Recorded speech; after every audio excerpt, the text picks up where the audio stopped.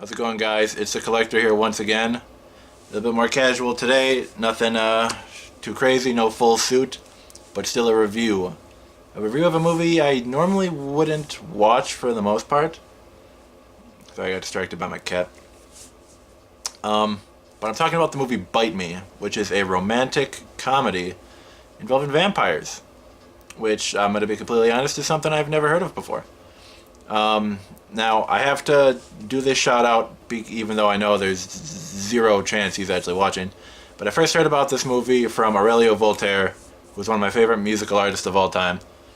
He did an interview with the writer and I think she might be the writer. The writer, and she was the lead actress, Naomi McDougall-Jones, I believe I said that right. I hope so. I hope I said that right. But I did an interview with her talking about the movie and kind of going over some stuff. And so I immediately watched the trailer and looked it up, and I decided that I had to watch this movie and I had to talk about it. Now, normally when these type of things, which, mind you, I've only done this one other time, this little review, I would be holding up a DVD to talk about it. I rented this on Amazon to watch it because I'm an idiot and I didn't know it had a physical release. But I just looked at the website and they have it on DVD and Blu-ray. So I'm going to own it on physical at some point. That will probably be in a coming update because I'm going to own this film because I liked it. I don't really like romantic comedies. I'll be perfectly honest with you. I never really have. There's only one romantic comedy that I actually, and honestly it's more of a romance film than a comedy, that I actually enjoy, and I'm not going to tell you what it is because, no. I don't need people judging me that hard. But yeah, so what we have is Bite Me follows Sarah Woods, who belongs to this group of vampires, identifies vampires, and they act as vampires in reality, the real world, modern setting. And their group they just got rejected by for being an official church. And the IRS is auditing them, and they're supposed to be tax exempt. It's supposed to be a church, and the IRS agent who is in charge of that, his name is James. Ooh, sorry, I almost spaced on his name. But him and Sarah, they fall in love, and they start this relationship over time as they're trying to learn more about each other. He's trying to learn more about this religion, this group that she belongs to, her friends, her family, her church, all of these people. And he's sort of a weird guy. He's weird. He's sort of an outcast. You know, he's just a weird dude, kind of a loner. So it sort of makes sense for him and Sarah to sort of bond together.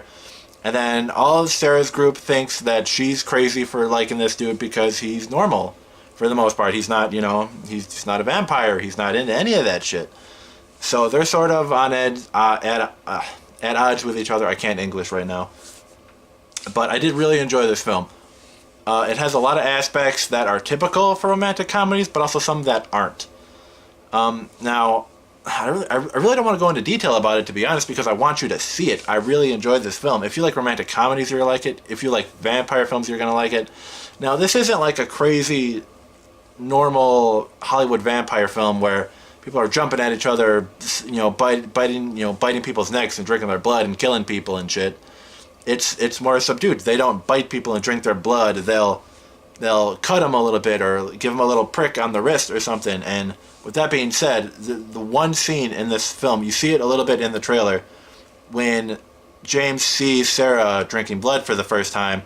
You see it. There's the woman, I can't remember her name, and she pricks her wrist and she drinks her blood, and you can see the pain on Sarah's face because she's looking at James. She doesn't want him to think she's a monster or anything for doing this because it's not, for the most part, it's not normal. Normal people don't really do that. I'm literally getting the chills right now. That scene made me want to cry.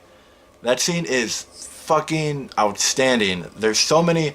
And there's a lot of good shots in this movie too. The camera work. My cat is distracting me. I'm sorry, buddy. He's distracting me. But there's a lot of great shots. The cinematography in this was amazing for something like this. I wasn't really expecting that. I wasn't expecting so many good angles, so many good camera shots, so many good scene. Like there's a scene at, I don't even know if it's specifically a rave, but it's a party where all the vampires are a part of, and it's shot really well. The lights kind of bounce off really well. I'm sounding like a rambling maniac, so I'm sorry. Anyway, the long and short of it, I did really enjoy Bite Me. A romantic comedy involving vampires that hit me harder than I expected it to, that I liked more than I expected it to. So, I'm not going to give it a star rating or anything like that. This isn't a regular review. Just, I do recommend it. You should check it out. You should own it. I'm going to own it. I ordered it. It's going to get here. I'm sorry I can't show you the DVD, but I'm sure you'll see it in an update. But I am going to put a link in the description where you can, to the film's website, where you can get information on it and you can watch it. I rented it on Amazon, like I said. I'm also going to put a link in the description to Voltaire's video where he did an interview with, like I said, with the writer and the lead actress, Naomi, who did an amazing job. So I'm going to link that as well, because you should definitely watch it and check it out. That's where I first learned about it.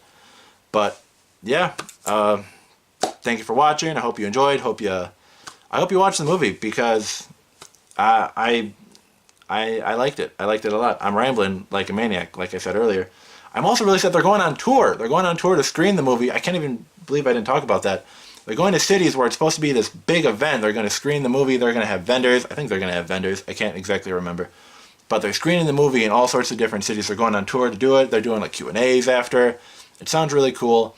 But none of them are anywhere really near me. I mean, there might be one in Chicago, but I don't really go to Chicago a lot because I hate it there.